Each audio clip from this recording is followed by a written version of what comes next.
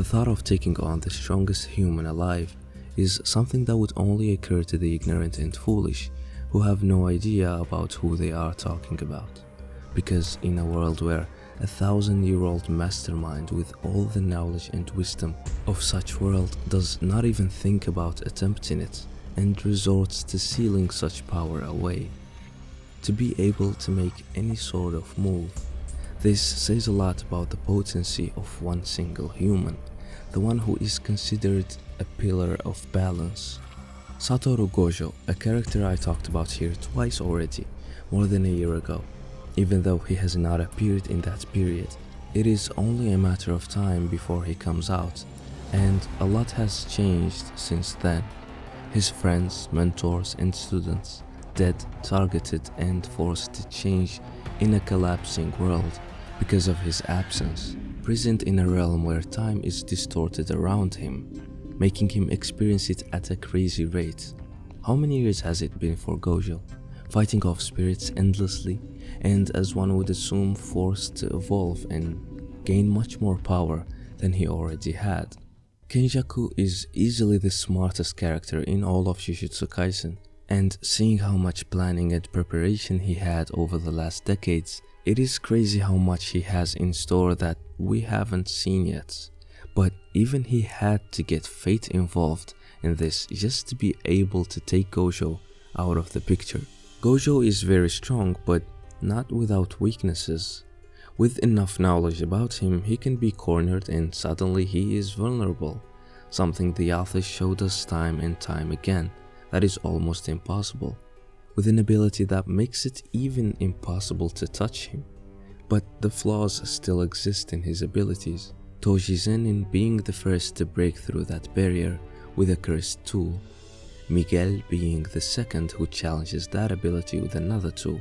Hanami and Choco were able to use domain amplification to neutralize his limitless curse technique, using people and forcing him to hold back, limiting his output as well, and so much more that shows how vulnerable his abilities are. And slowly the limitless and impossible is now limited and possible, which brings us to the main theory of this video. In the Star Plasma Vessel, Gojo gains the reverse curse technique, which grants him a lot of new feats, one of which being the ability to automate his limitless. He essentially upgraded his limitless and made it so that he doesn't have to manually block whatever is coming at him. So whether from a blind spot or directly, Gojo's limitless automatically blocks all threats coming at him, with a specific order of comparing the speed, size and shape and responding accordingly. However, he mentions that he still needs to reach a level where it can also block even poisonous things, but he still struggles with that. Even though this was more than 10 years ago, we haven't seen any single sign of him gaining that ability. And if there is one thing that I am sure of, that would be that Gege Akutami does not write anything for no reason.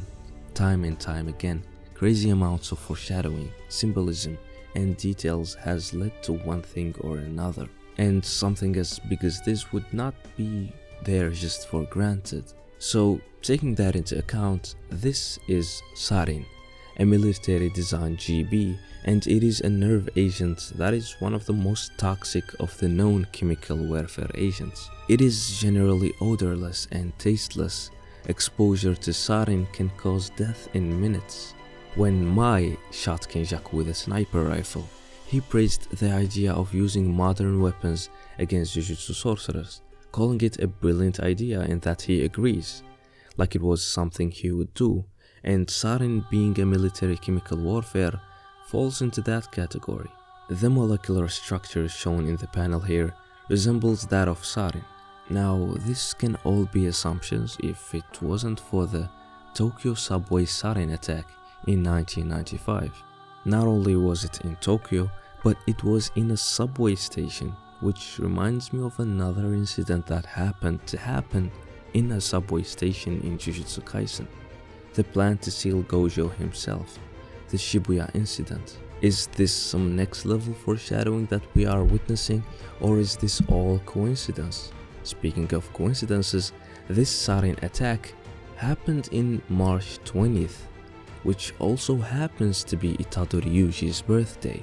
Now that might be just a coincidence, but Itadori happens to be the person with a cursed spirit inside of him called the King of Curses and the King of Deadly Poisons.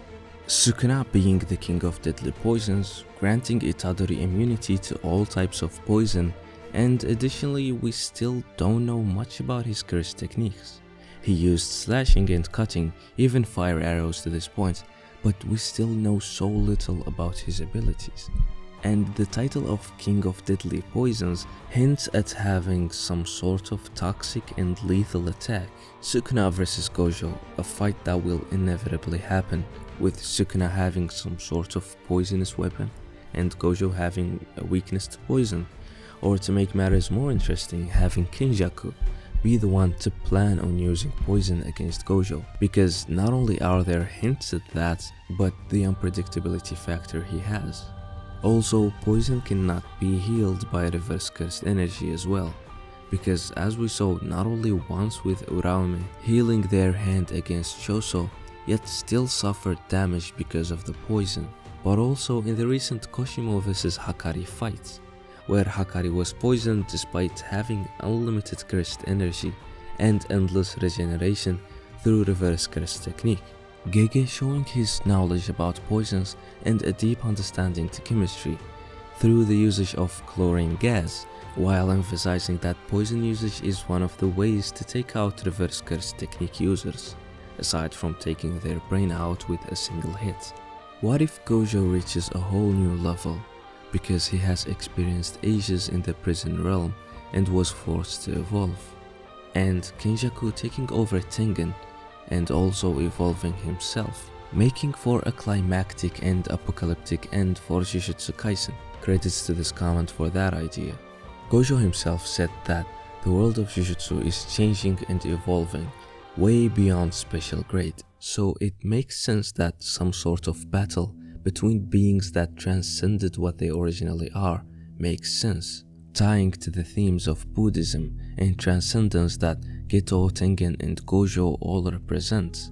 In the previous Gojo video, I talked about tarot cards, and the specific one I focused on was the Magician card. And the simplest way to think about the Magician is that it deals with power, skill, concentration, manifestation, and resourcefulness. All things that can be seen in Gojo's character and abilities. But a huge visual hint that ties both of them is the infinity halo above the head of the magician, which was also seen above Gojo's head in a chapter's cover. But the more interesting thing is that there is another card called Reverse Magician, or Magician in Reverse, which is the opposite of the upright magician.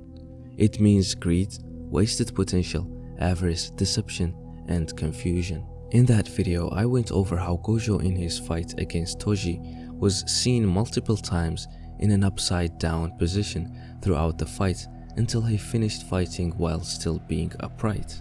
Huge visual metaphors and symbolism to a lot of things, like him losing his mind and going insane, gaining an ability called reverse cursed energy, and much more that ties to him representing the magician and the reverse side of the magician. So I went a little bit in depth in the tarot card things once more to see what I can find. And I came across a card called Death, which means creation, destruction, transformation, and spiritual transformation. It also has a reverse variant, but what's more interesting is that it works as a combo with the Magician card, and also the Magician card with the Devil card, aka Gojo turning evil possibly. To be honest, I don't really understand these tarot card things myself, and whether or not Gege intentionally used them as inspiration, but the amount of visual and thematic symbols it shares with Jujutsu Kaisen, and specifically Gojo as a character, is something I can't just ignore. So is Gojo going to die? Who is gonna do it? Kenjaku, Sukuna, or perhaps our protagonists themselves? Is he going to lose his right eye?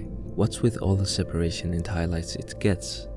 It's like the author intentionally hints at something to do with it in the future. Perhaps this chapter cover can say something about it. Sukuna holding a skull with a light trail coming from its right eye, which we've seen already. But the scar on the forehead of the skull, which is reminiscent of the injury that Gojo received against Toji when he stabbed him in the head. Overall, this manga is so rich of amazing details that I am 100% sure I haven't come close to finding and understanding them all. So in the end, Gojo's death is not gonna be something small because of how powerful, feared and important he is in Jujutsu Kaisen, but more importantly, because of how good of a character he is. The thematic side and the history of his character is something we already discussed in previous videos, so for the sake of not making this video any longer, let's end it here for now. Tell me down below any thoughts, theories, details or any findings you found yourself. Have a great rest of the day and many thanks for watching.